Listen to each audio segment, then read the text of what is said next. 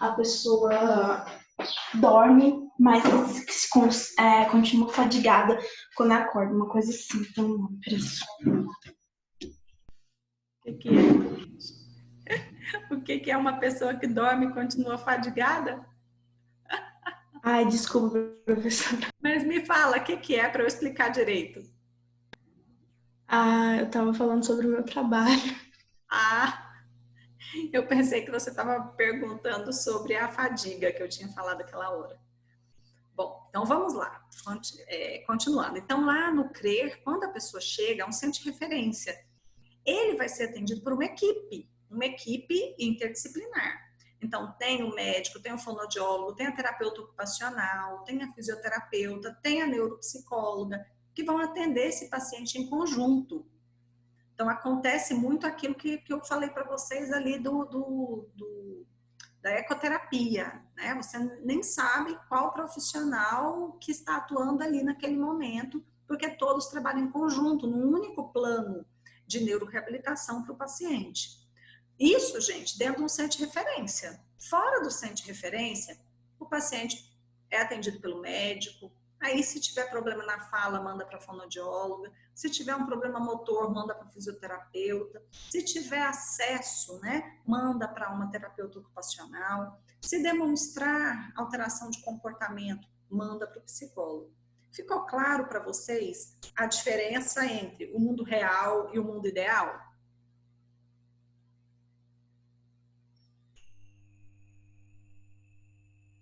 Sim ou não? Sim. Ok. Então, o mundo ideal é um paciente que tem um AVC, que tem um TCE, e ser atendido dentro de um CRER. Esse é o ideal. No mundo real, ele vai ser atendido de acordo com o que vai aparecendo. Então, é de forma fragmentada, infelizmente. Aqui no Brasil, o atendimento ainda é de forma fragmentada. Tá?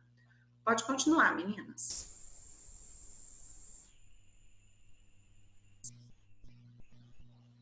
Então, foi feito um planejamento da bateria neuropsicológica voltada para o exame da linguagem, das funções executivas e de algumas ferramentas de investigação da atenção e da memória. E aí a neuropsicóloga utilizou esses testes. Precisa ler, professor, o teste? É só o nome dele. O primeiro teste foi utilizado sobre teste de evocação lexical, livre de bateria Montreal, de avaliação da comunicação, que avalia a fluência verbal livre, fonêmica, semântica, linguagem, Eu memória. já falei, mas eu vou repetir aqui para vocês, né? Hoje, na atualidade, toda vez que a gente vai fazer avaliação aí de linguagem, é reivindicado pelo Conselho de Fonoaudiologia que quem faça essa avaliação seja o fonoaudiólogo, tá?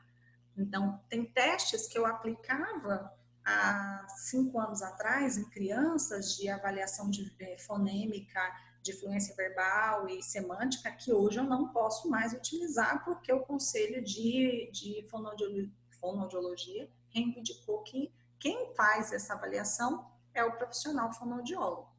Então, vocês vão ver isso muito no mundo real. Aí, no texto, a gente lê sobre a aplicação de testes de fluência verbal, tá? Fonêmica, semântica, de linguagem, mas aí pode ser que esse teste não esteja disponível para aplicação pelo psicólogo, tá?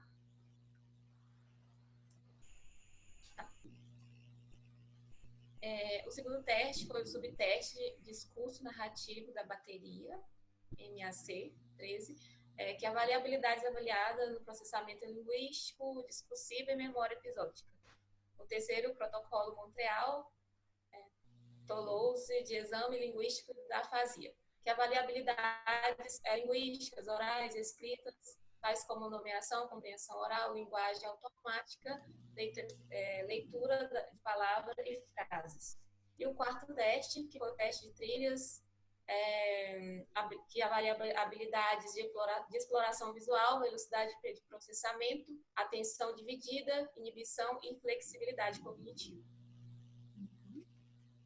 Pode passar, professor. Por favor. Tá, antes de passar, olha só. Primeiro, teve uma palavra que as meninas utilizaram lá atrás que ninguém perguntou nada. Só para confirmar, todo mundo sabe o que é disfagia?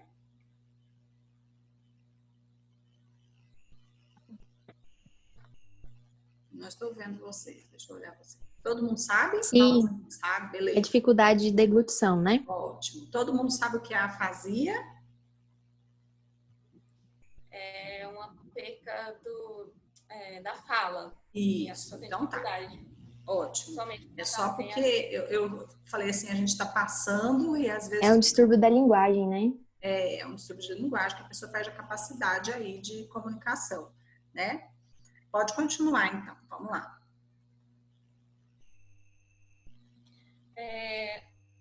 O quinto foi o teste de classificação de cartas. Isso. Habilidades avaliadas o raciocínio abstrato, planejamento e flexibilidade e modificação das estratégias cognitivas em resposta a contingências ambientais mutáveis. O sexto foi o expam verbal de dígitos, que avalia a habilidade de atenção, memória de curto prazo e de trabalho. E o AC, que eu acredito que seja o atenção concentrada, avalia a habilidade e capacidade de manter a atenção concentrada em um determinado estímulo com um período de tempo. Pronto.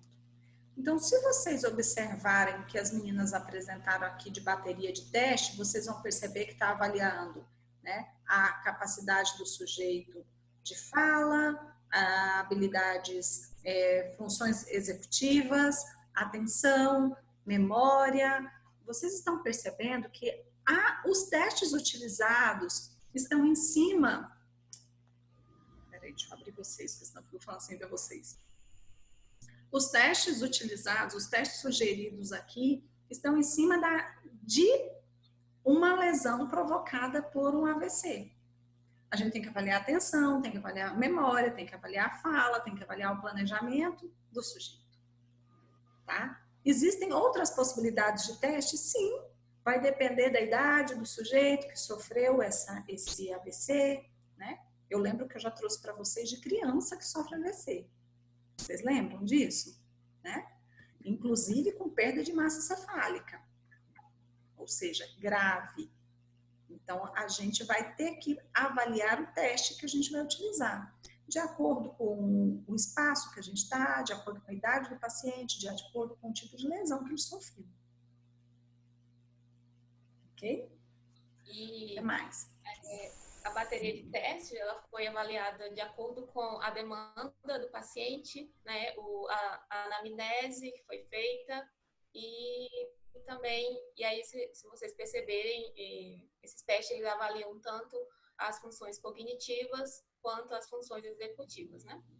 E a função da avaliação neuropsicológica ela é verificar quais as habilidades que estão preservadas e as que não estão. Então, a partir daí, ela relata a questão das habilidades cognitivas. O paciente ele apresentava aí na demanda sequelas na área cognitiva relacionada à memória, à atenção e relacionada à comunicação, que é a linguagem expressiva. Então, no que diz respeito à linguagem, quanto habilidade de recepção e compreensão oral, que a linguagem oral, ele entendia o que a pessoa falava, então, a linguagem oral dele estava preservada, porém a linguagem expressiva de falar era que se encontrava prejudicada, né? Mireia, deixa eu dar um exemplo que aconteceu semana passada. Eu estava atendendo uma criança e eu achei... Tem esse exemplo aí que você está falando, da linguagem, né?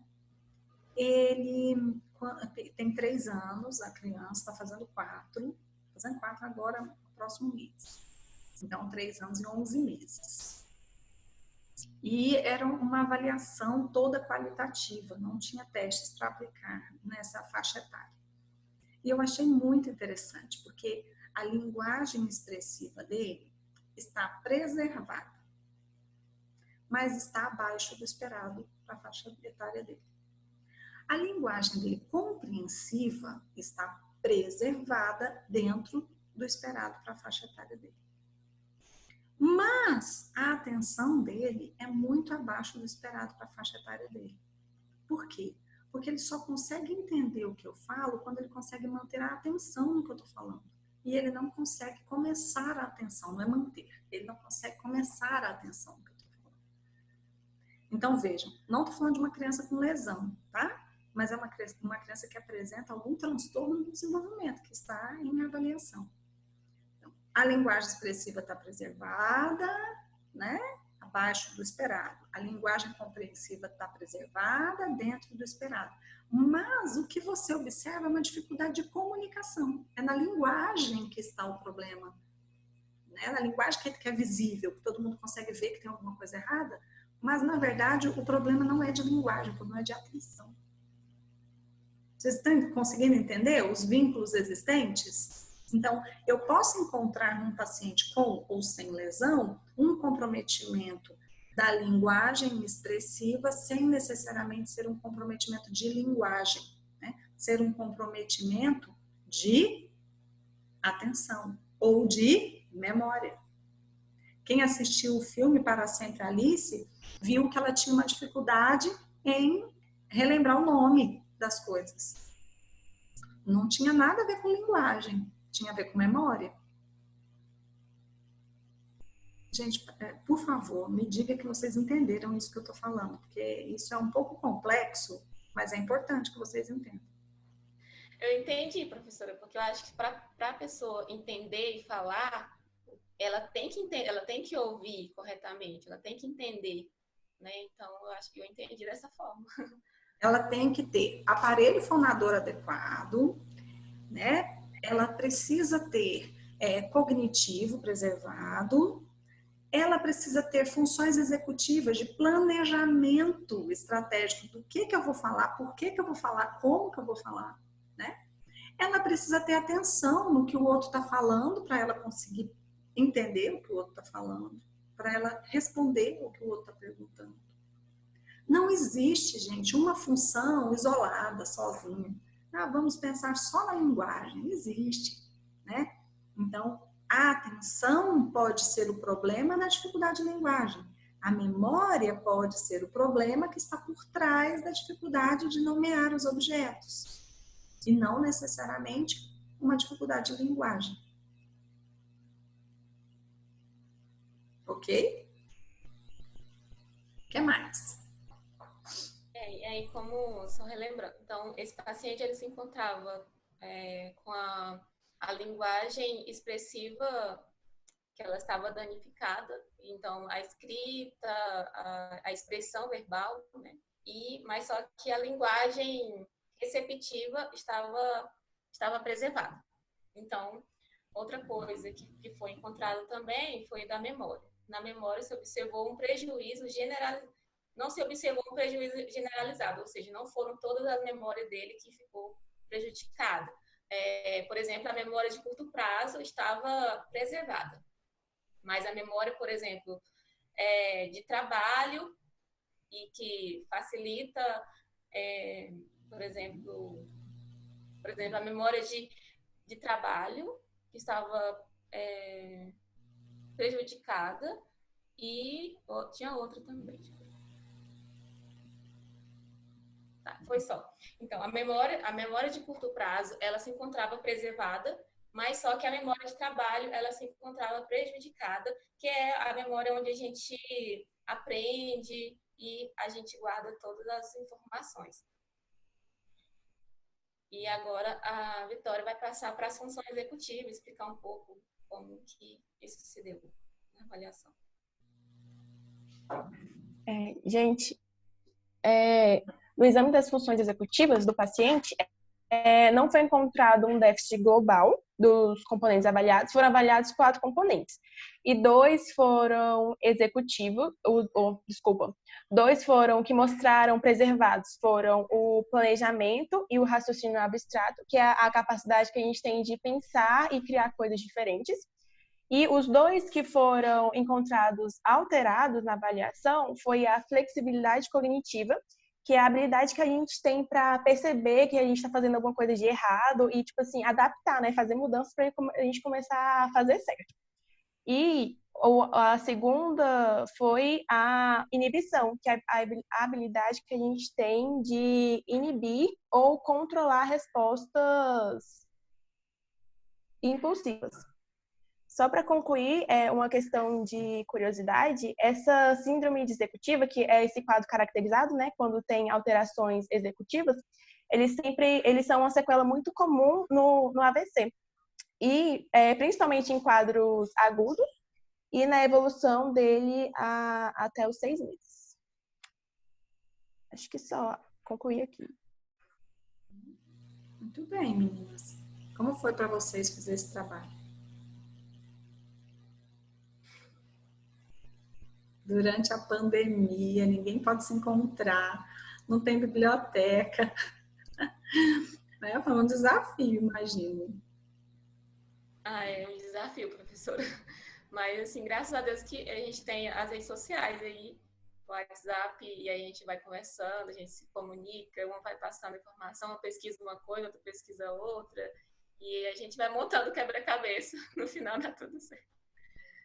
A neuropsicologia, por si só, ela já é um grande quebra-cabeça, né? Se você pensar que só em TCE, quantas possibilidades de alteração de comportamento, de alteração motor, de alteração de memória, de alteração de linguagem, de funções executivas, podem entrar no seu consultório quando chega um paciente com um AVC ou com um TCE. Vocês estão estudando o AVC, estão estudando o TCE, mas o paciente que entra dentro do consultório com um ou outro diagnóstico, ele é único. É esse quebra-cabeça que eu convido vocês a pensar aqui dentro da neuropsicologia, né? E às vezes peças desse quebra-cabeça não chegarão com o paciente. Às vezes quem traz essa peça é a família. Às vezes quem traz essa peça é o profissional que vocês citaram aqui no trabalho de vocês muito bem, né? O outro profissional que está acompanhando o paciente.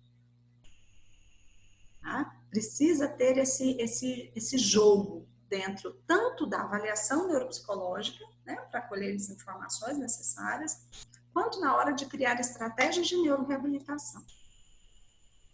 Ok? Meninas, parabéns, muito obrigada, viu, pela participação de vocês. Vocês já me encaminharam a apresentação, então a parte de documento vocês também já me encaminharam. Parabéns, obrigada. Para o restante da turma, né? Alguma dúvida? Querem fazer alguma pergunta sobre essa apresentação? Vocês são tão tranquilinhos. Cadê a Simone para eu ver a cara dela? Se a cara dela é de realmente estamos tranquilos. Nenhuma dúvida? Ingrid, Cíntia, Heloísa, Jefferson, Pedro, Laura, Marta. Não, gente? Sem dúvidas? Ô, povinho bom com os coleguinhas, né? Vocês combinaram, né? Ninguém pergunta. Ninguém será perguntado.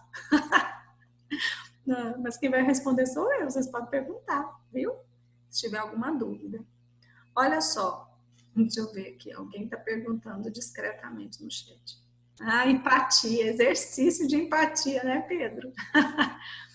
Olha só. Como eu disse para vocês, eu já estou acostumada, né, com esses seminários da gente nunca conseguir concluir realmente no primeiro dia a proposta de apresentação que foi feita. E hoje a gente teve essa situação do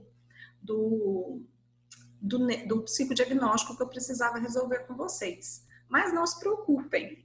Do mesmo jeito que eu usei um pouco aqui da aula para psicodiagnóstico, na semana que vem eu amplio um pouco a aula de neuro, né?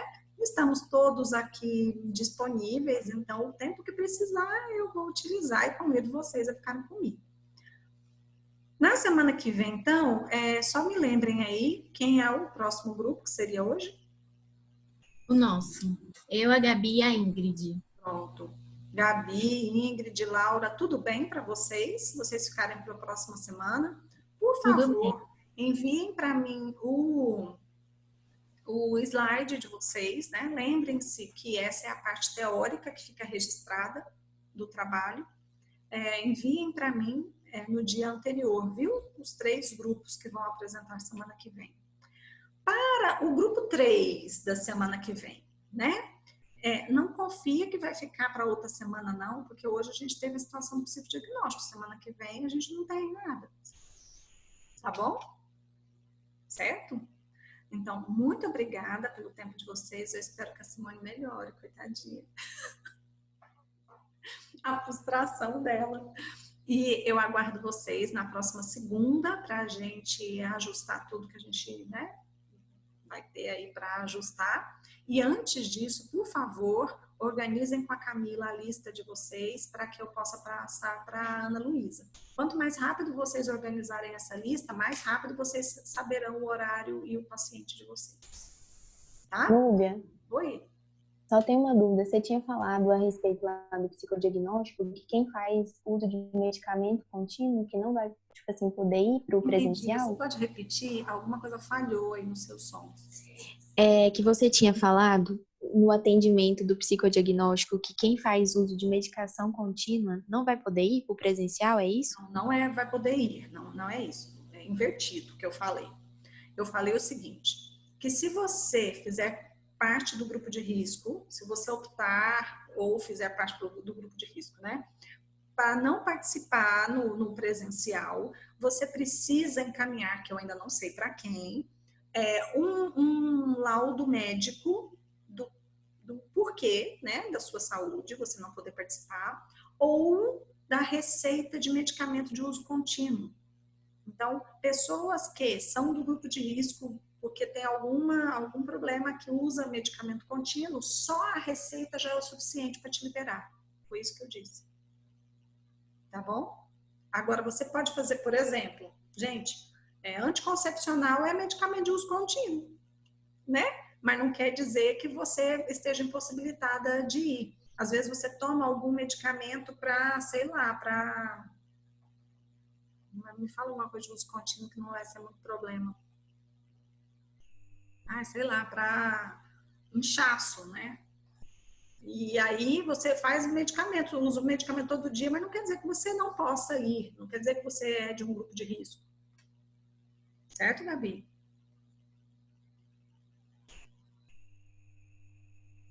Deixa eu ver aqui. Ansiolítico. Então, isso aí, gente, vai ser bem, bem subjetivo mesmo. E vocês precisam ter isso claro, assim. O retorno é para quem está preparado para retornar, né? É uma oportunidade, mas que a gente entende que nem todo mundo vai poder retornar. Isso vale, inclusive, Gabi, para os estágios.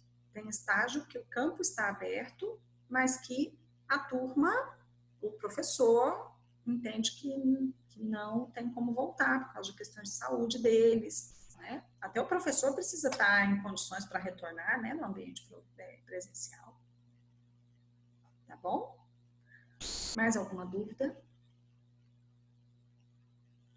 Não, Simone? Pedro, Marta, Cíntia, Ana Clara, Luciana, Jefferson, Heloísa. Certeza, gente? Tudo tranquilo? Então, tá. Então, um beijo para vocês. Muito obrigada pelo carinho. Quem tirou foto, manda para mim, por favor, né? E que vocês tenham um bom finalzinho de semana aí. A gente se encontra na próxima segunda. Espero que com novidades já bem mais organizadas do que eu passei hoje para vocês, tá? Beijo. Até semana que vem. Tchau. Obrigada.